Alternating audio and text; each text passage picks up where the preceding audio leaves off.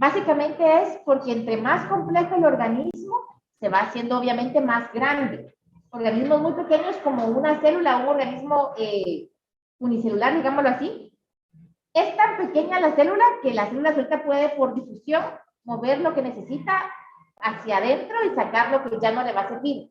Entre más grande el organismo, las células ya no son eficientes para ellas solitas poder hacer ese transporte y obtener todo y sacar todo. Entonces, el sistema circulatorio, como dice Juan Pablo, lo que va a hacer su función es el encargado de transportar los nutrientes, el oxígeno, o sea, eso es lo bueno, ¿verdad? Nutrientes y oxígeno a todas las células de los organismos y va a ayudar a llevar hacia donde es necesario todos los desechos. Entonces, por eso es que es necesario, porque ya por el tamaño, la difusión celular ya no es suficiente. Ok. ¿Cuáles son los componentes del sistema circulatorio? Inclusive de la sangre. Ajá. Del sistema circulatorio. La sangre. Ajá. Ajá. Exactamente. Cuando hablamos del componente van a ser tres. Uno que va a ser el líquido, y lo vamos a poner a nivel general.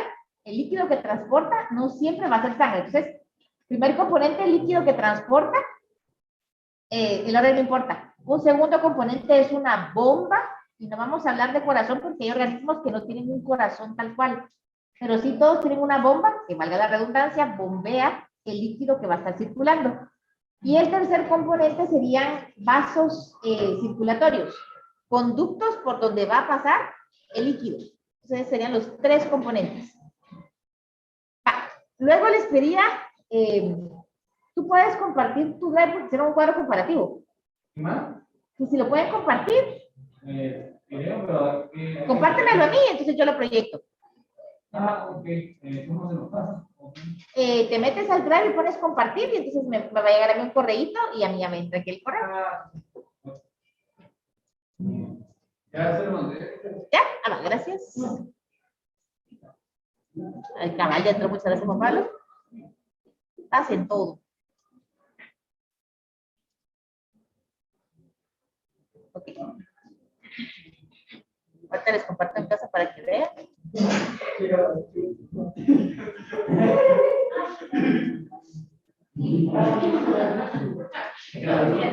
Ok.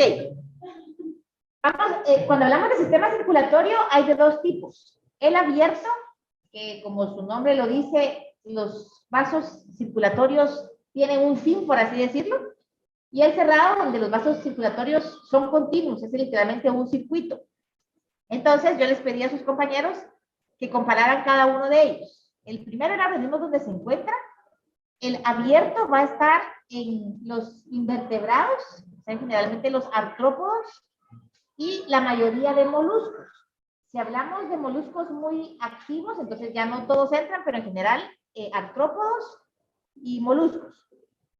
El cerrado va a estar en todos los vertebrados y de invertebrados solo en tres grupos. Uno, las lombrices de tierra, tienen sistema circulatorio cerrado, y luego calamares y pulpos. Esos son los únicos tres invertebrados con ¿qué? Con sistema cerrado. De ahí todos los invertebrados es abierto. Va. Cantidad y tipo de corazón. Esa pregunta me quedó medio chanflada. Los abiertos tienen uno o más bombas. Y eso aquí lo voy a, no sé si puedo cambiar. Corazones simples, si también quedan por sus corazones simples, yo voy a poner aquí entre paréntesis. Espérense que no me salió. Bombas. ¿Sí? Un corazón simple es una bomba tal cual, o sea, no es un corazón como órgano. Y luego los cerrados es un corazón o varios. Un corazón voy a poner aquí en todos los vertebrados. Todos los vertebrados tienen un corazón. Y cuando hablamos de varios, vamos a hablar entonces de la lombriz y de algunos moluscos. Pero vertebrados, todos son solo un corazón. Luego, el líquido que va a servir de transporte, estamos bien con la hemolinfa y la sangre. Eficiencia de flujo sanguíneo. Aquí dependiendo de qué, en qué se enfoque uno, dice uno cuál es mejor y cuál no. Los insectos tienden a ser pequeños, entonces su sistema circulatorio abierto es eficiente para transportar lo que ellos necesitan y por ende gastan menos energía. El sistema circulatorio abierto usa parte de la energía de la contracción muscular y con eso regresan la hemolinfa a los vasos. Entonces, el sistema circulatorio tal cual no tiene tanto gasto de energía. Y por las distancias pequeñas, el oxígeno y los nutrientes llega de forma eficiente. Ahora, el de nosotros, que es el cerrado, va a gastar más energía, porque el corazón, que es la bomba, tengo que estarle metiendo ATP por montón para que pueda estar todo el rato en estas. Entonces, sí gasta energía, pero la forma en que lleva oxígeno y nutrientes es mucho más eficiente que el de los sistemas circulatorios abiertos. O sea, si yo pongo, por ejemplo, que pudiera ser un insecto, o nosotros hacerlos chiquitos, eso es pura ciencia ficción, y pongo, por ejemplo, a competir un saltamontes o cualquier artrópodo con un humano del mismo tamaño, el artrópodo se va a cansar antes, porque se va a quedar sin nutrientes y sin oxígeno suficiente para hacer todo. En cambio, el humano chiquito, aunque está gastando energía en el corazón, todas sus células están manteniendo todo lo que necesitan por más tiempo. Entonces, en ese sentido, es más eficiente, aunque gaste más energía. En cuanto a presión sanguínea, el de los abiertos es una presión menor y no es constante, en el sentido que puede alterarse dependiendo de la actividad física del organismo. En cambio, los cerrados, la presión es mayor y es más constante, digamos, aparte que yo padezca de presión baja o alta, pero sin importar que sea, mi corazón se va a acelerar, pero mi presión se mantiene siempre igual. O sea, si yo me pongo a correr ahorita, yo puedo notar que mis latidos cardíacos pasan de 60 a 92 latidos por minuto.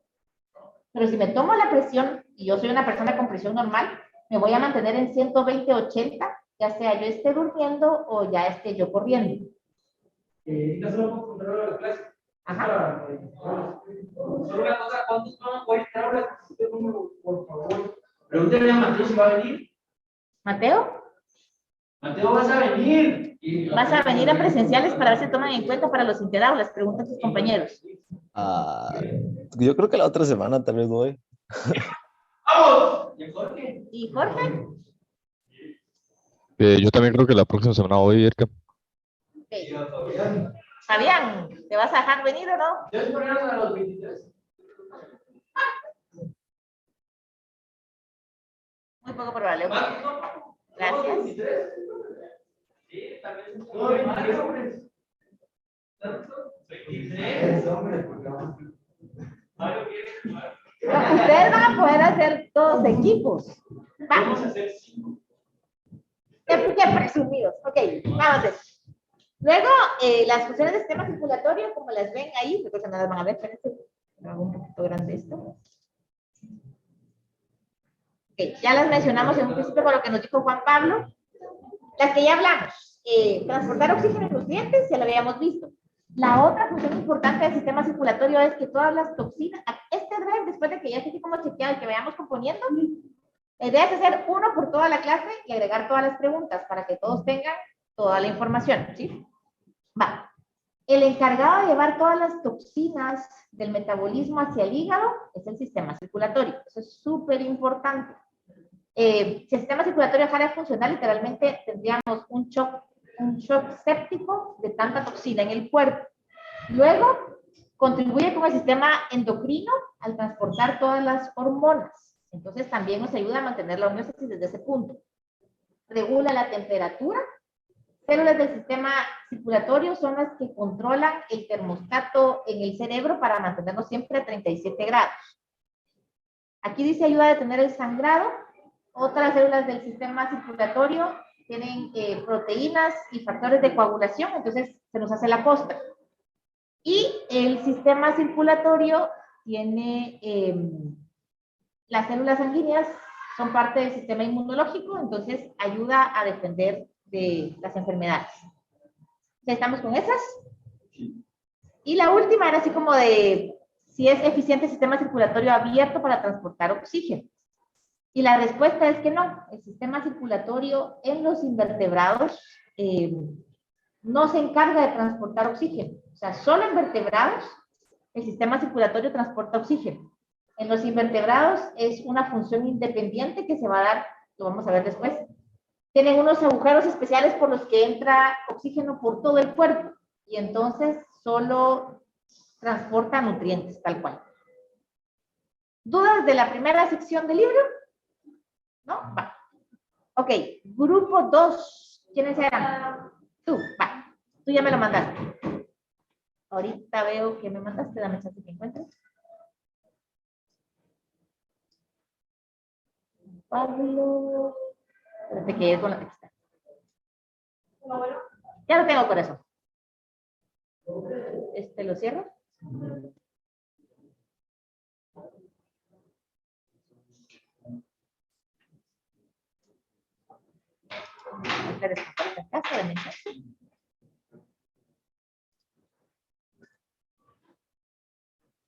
Va, ok.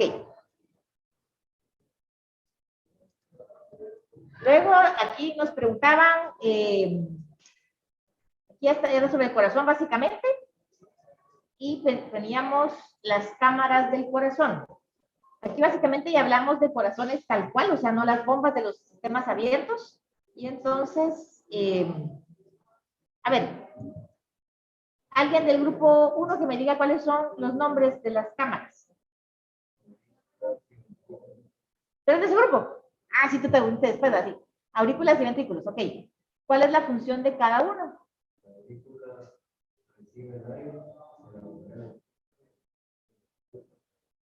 Ajá. Okay. Aquí solo, cabal, ahí en la primerita solo se me ponen en lugar de cámaras musculares, pongan ventrículos, porque son cabal las aurículas y los ventrículos. Va, entonces, sí, es cierto, tiene la capacidad de provocar contracciones, se hubieras dejado, pero la función tal cual es sacar la sangre del corazón. Las ventrículos sacan la sangre del corazón y las aurículas la recolectan y la mandan a los ventrículos. Entonces ahí estamos con eso. Luego tenemos 3 tipos de corazón que básicamente van a cambiar por la cantidad de cámaras que tienen, ¿sí? Y vamos de simple a complejo, el de 2 cámaras, obviamente 1 y 1. El de 3 cámaras tengo 2 aurículas y un ventrículo. Y el de 4 cámaras, 2 y 2. Va. Ahora sí, ¿cuál es más eficiente y por qué? Que el grupo me diga.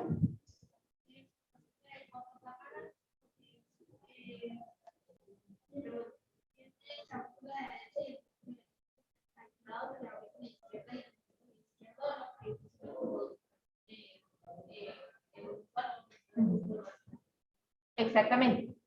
Esa es una buena explicación y como para completarlo, nunca hay una mezcla entre sangre oxigenada y desoxigenada.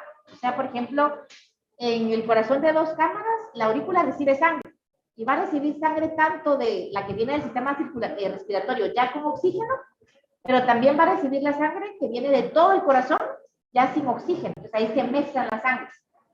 Entonces, cuando se va por el ventrículo, parte de la sangre con oxígeno puede irse nuevamente al sistema respiratorio y se perdió ese oxígeno porque no llegó a las células. Y parte del dióxido de carbono, en lugar de agarrar la sangre para donde tiene que irse el sistema respiratorio, se va otra vez al sistema. Entonces hay una mezcla de sangres y eso hace que los organismos reciban un suministro de oxígeno menos, ¿qué sería la palabra? Constante, por así decirlo. En el de 3 cámaras, que tengo 2 aurículas, sí entra la sangre a la aurícula oxigenada y a la otra aurícula sin oxigenar. Pero al haber un único ventrículo, ahí vuelve a mezclarse y vuelve a pasar lo mismo. En menor cantidad, pero pasa. En cambio, como dice Isa, en el de 4 cámaras, que tenemos 2 corazones como independientes, unidos, por así decirlo, nunca se mezcla sangre oxigenada y desoxigenada. Entonces, por eso es que es más eficiente. Entonces, la sangre oxigenada siempre va a ir al sistema y la sangre sin oxígeno siempre va a ir a respiratorio.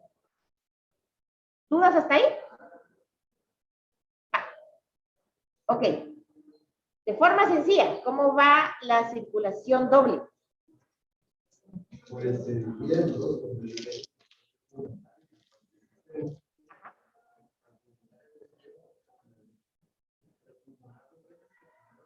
la derecha, la sangre no oxigenada. Ajá. De la parte del ventículo derecho, del ventículo se va a la arteria pulmonar, y pues de los pulmones a la oxígeno. Ese es el circuito pulmonar.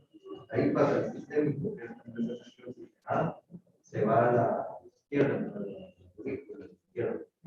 Después de la aurícula izquierda, para la aurícula izquierda, y ahí para el cuerpo. Exacto. Gracias.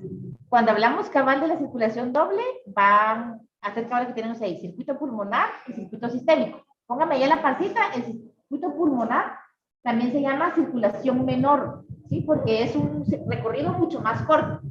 Corazón, pulmones y de regreso. Corazón otra vez, ¿verdad? El pulmonar es circulación menor.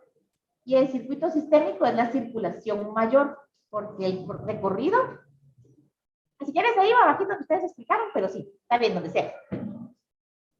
Entonces, como dice Manuel, la parte derecha del corazón va a trabajar con sangre sin oxígeno. O sea, ya pasó por todo el cuerpo, entra a aurícula, sangre sin oxígeno, pasa a ventrículo, sangre sin oxígeno, y el ventrículo se va para los pulmones. Se oxigena, la sangre oxigenada regresa al corazón, pero entonces ya va a entrar a la aurícula izquierda. De aurícula izquierda, ventrículo izquierdo, y para todo el cuerpo. Se da toda su vuelta y regresa otra vez esa sangre a la aurícula derecha. Entonces, ahí nos podemos dar cuenta que es un sistema circulatorio cerrado porque la sangre siempre va por tubos. ¿Ok? Luego aquí. Vamos. Yo creo que más, esta parte de aquí, solo la voy a marcar porque yo creo que es de otra pregunta, lo de las válvulas, pero por lo demás ahí estamos. Ok. El corazón, aunque es sistema circulatorio, aunque es independiente, tiene mucha relación con el sistema nervioso y algunas hormonas. Entonces, ¿cómo el sistema nervioso y las hormonas influyen en la frecuencia cardíaca? Digamos, en el tema de las hormonas, como la adrenalina, exige que se mantenga el flujo de sangre. Y entonces, por eso hay un aumento del mismo grado. También con la actividad física, que es el sistema nervioso y así, como el estrés o alguna cosa así, también exige un mayor flujo de sangre hacia el mismo. Y la actividad física, pues, por el modo, es el que mantiene el flujo más estable. Ajá. Que esa 100 latidos por minuto. Y cuando está en el cuerpo, entonces, si se hace una actividad física para correr, este dice que se mira, pásame más. Y ya, dependiendo, está directamente relacionado a la actividad física. Exacto. Gracias, Nicole. Entonces, justo como decía Nicole, cuando hablamos de hormonas, van a ser dos hormonas, principalmente la adrenalina, que como ella decía, es la que nos va a activar cuando estamos en alguna situación de estrés. Y eso va a hacer que nuestro corazón bombee más rápido porque se requiere más energía. Y luego está la noradrenalina, que es lo contrario, que va a ayudar a que el corazón se relaje. Entonces, menos latidos por minuto. Y en cuanto al sistema nervioso, ahí, por ejemplo, ustedes, si yo les digo a ustedes que su corazón bombee más rápido, no pueden hacerlo. Pero básicamente, si yo les digo empiecen a flexionar el brazo o a saltar, todo el mundo puede hacerlo. Cuando veamos sistema nervioso, nos vamos a dar cuenta que hay cierta parte del sistema nervioso que es autónomo, o sea que él solito se manda y no tenemos nada que hacer. Pero hay otro que sí es controlado voluntariamente. Entonces, esa parte del sistema nervioso es el que afecta en el ritmo cardíaco. Porque entonces, si yo empiezo mi actividad física, gracias al sistema nervioso, mi frecuencia cardíaca se va a incrementar también. Vale. Aquí era básicamente como solo ver las venas, que bueno que pusieron el dibujito. ¿Cuáles son las que entran y las que salen? Entonces, cuando hablamos, por ejemplo, esta es la parte derecha, o sea que estamos hablando de la sangre con poco oxígeno. Entonces, quien recibe esa sangre poco oxigenada es la vena cava superior y quien la saca hacia los pulmones es la inferior. Y luego, cuando hablamos de la sangre oxigenada, entra desde los pulmones, digámoslo así, por la aorta y va a salir, espérenme que ya se me perdió, aquí les faltó una. Solo tienen aorta y no tienen por dónde sale.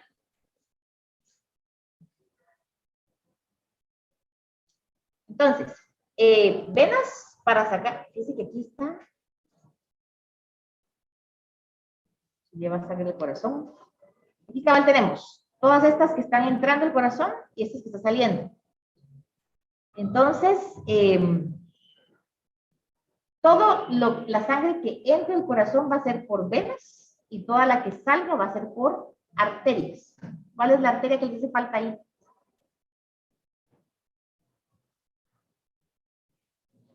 La arteria pulmonar, ¿sí? Ahí está, ¿Dónde está, profesor? en la izquierda, abajo de vena cava superior. Y a la que está buscando del otro lado. Sí, tiene razón, aquí está. Arteria pulmonar. Entonces, cuando entra el corazón, entra por la arteria pulmonar y cuando sale ya para el cuerpo, va a salir por la vena. Entonces, ahí estamos con esa parte. Esa Stephanie no la había visto, estaba buscando la de este lado. Va. ¿Dudas de la sección del grupo 2? ¿No? Grupo 3.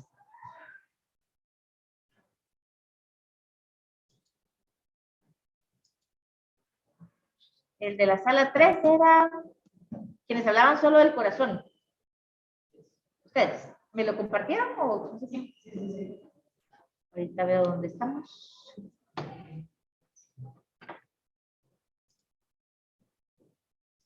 ¿Quién me lo compartió?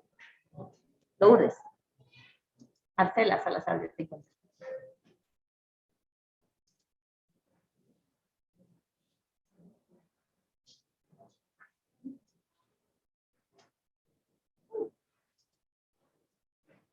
Ok. Aquí estamos hablando específicamente del corazón. Primero, ¿qué son las válvulas del corazón? Ajá. Las auriculares Ajá. y las celulares. Las primeras, las válvulas auriculares, que tienen las unidades de las partículas Uh-huh. y eso también.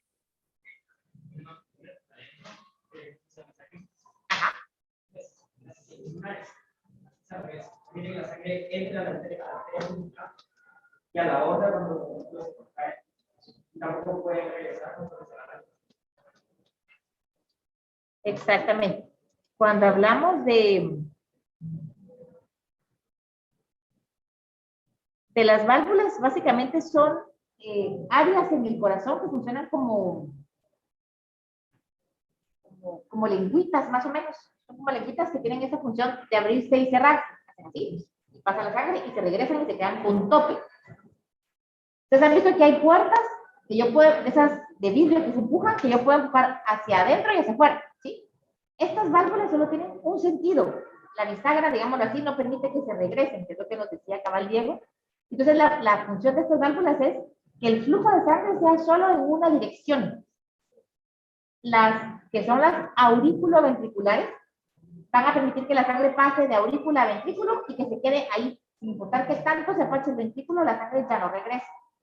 Y luego las semilunares están al final de los ventrículos y van a permitir que la sangre pase hacia afuera del corazón y que no se regrese. Esa es la función de las válvulas.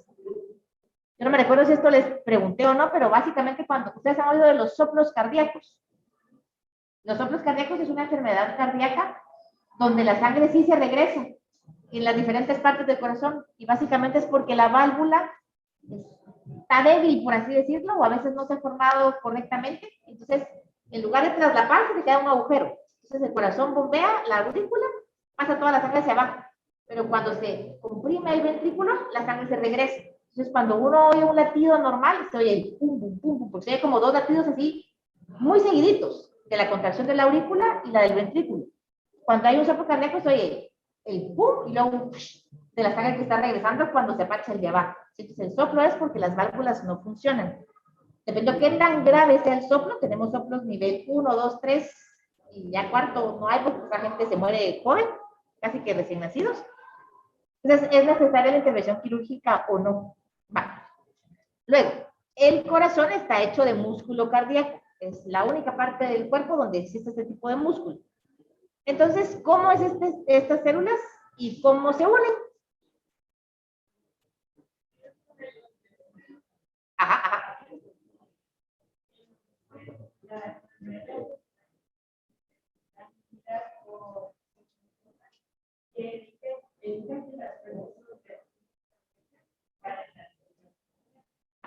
Luego también están las uniones comunicantes que mandan señales cinéticas que se contraigan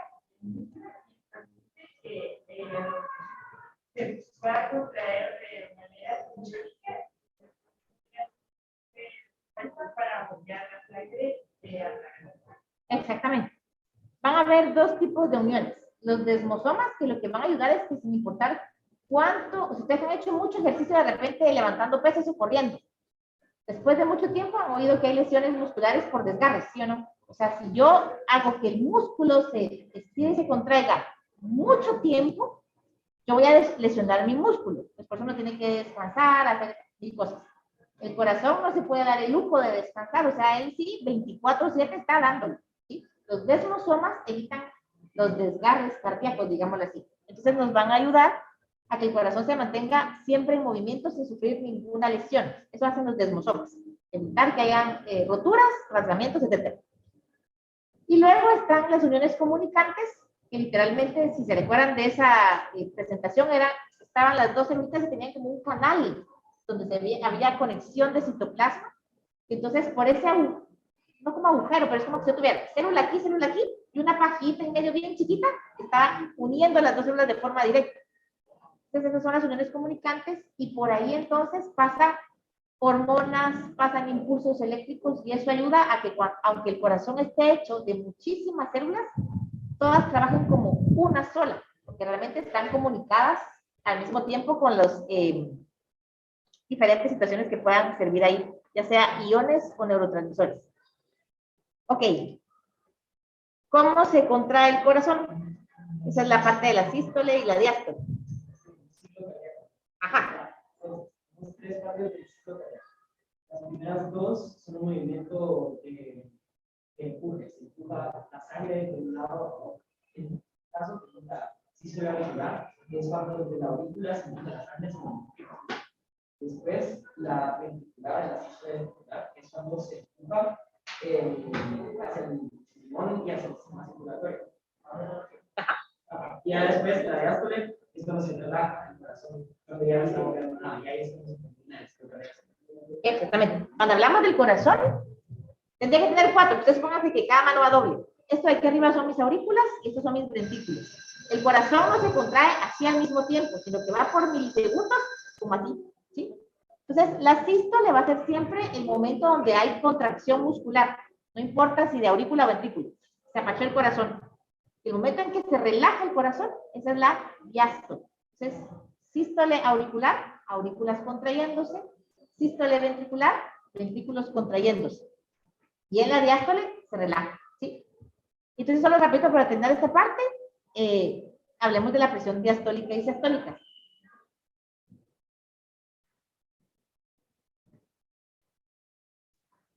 ¿Qué le pasa?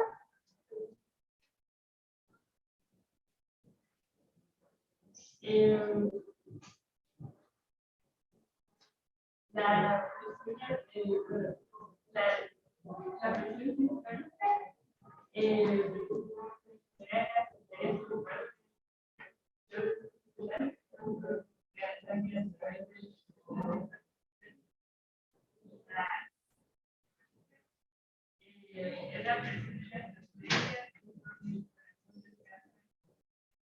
Esa parte la podemos ver, ¿está bien?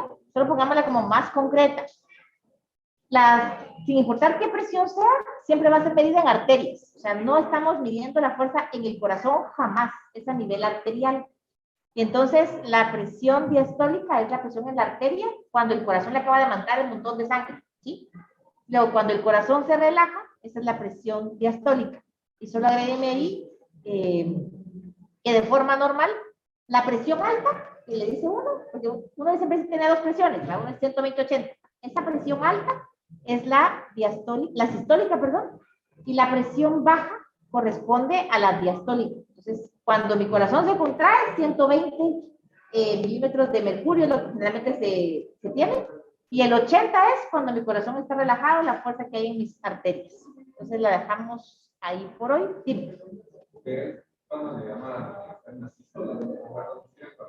¿Cuándo está qué? O sea, estando en la que está en la sístole. Está en asístole.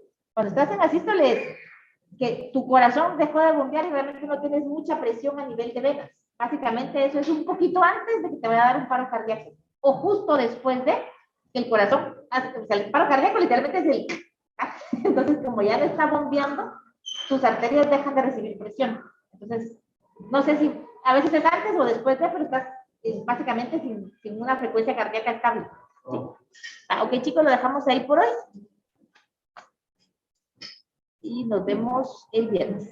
Sí.